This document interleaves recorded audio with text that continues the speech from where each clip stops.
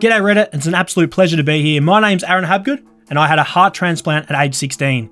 Here are the top questions that we had asked in the AMA on Reddit. Does the heart feel strange, not quite part of you? Or do you have memories that are not yours? Now, this would have to be one of my most asked questions over the years. Now, unfortunately, I'm boring. I've got no exciting stories there for you. I can't talk any other languages or anything after my transplant. But one thing that has happened, or so Mum says, who knows if she's telling the truth, she reckons that I have a slight blue tinge in my eyes that weren't there beforehand. Now, my most common question I get asked regarding my heart transplant is, do you know who donated you the heart, and have you heard from the family? Now, the short answer is no, and organ donation remains anonymous in Australia, but I can promise you, I am super thankful, obviously receiving the gift that I have, and of course, I've well and truly given it the life that it deserved. When you pass, hopefully not for a very long time, can your heart be donated again? Unfortunately, not the heart, but other organs and tissue can be. And of course, my family and friends know exactly what the wishes that I would want, and that's of course donating everything I possibly can to potentially save someone else's life. What medications must you take, and has that changed over time? Now, it is annoying because everywhere you go, your life revolves around medication. But it's better than the alternative, and you well and truly just fit it into your lifestyle, basically from get-go.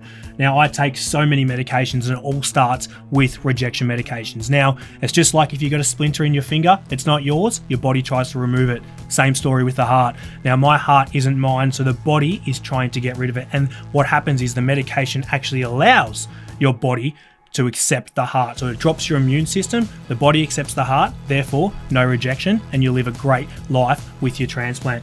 Now here it says in front of me the tablets I take, and it reminds me I walk around rattling about 30 in the morning, 20 at night. Next up, if you're registered, does that mean you definitely become an organ donor? And how do I register? Unfortunately, the answer is no.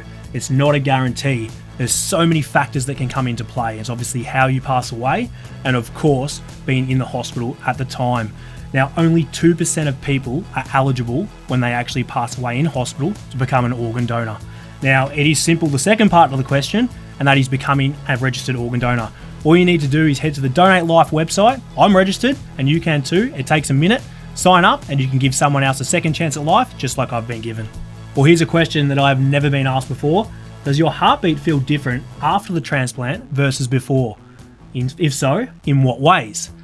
Well, it does. It unfortunately does at times, because a thing called palpitations, which has happened only in probably the more recent years of having the transplant. Now, I'm 17 years, or just shy, and basically my heart sits around 85 to 100 beats, which is a bit quicker than the average person out there. So I can also feel that, particularly when you sleep, but the palpitations at night, they can be annoying. They can keep you awake, feels like something's bouncing on your chest, but if that's the least of my problems, I'll take it.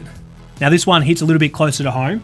How do you cope with the figures around how long transplants last, and has it impacted your life planning? Well, first of all, definitely plays in your mind a little bit when you've got kids. Not so much before kids, but definitely after having kids, it comes into your head.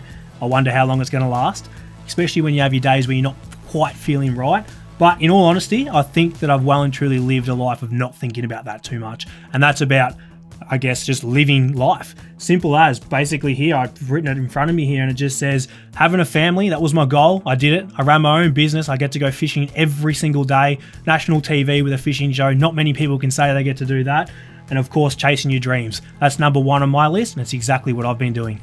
Talking about organ donation isn't the most light-hearted of conversations. What's the best way to bring it up? Now, there's so many ways we can do this, and one of the ones that just come to me recently is I was only fishing out on the boat the other week, and a mate of mine said to me, I was talking about becoming close to my 17 years of having my transplant, and he goes, I've been meaning to register. So that there triggered the conversation for him to do it. You could just use my story at home tonight and have the conversation with your family and friends and just say, well, look how good Aaron's going. We could potentially give someone that second chance at life, and that there could start that conversation to simply sign up to become an organ donor. You have been amazing. To register to become an organ donor, head to donatelife.gov.au and of course, have that organ donation conversation.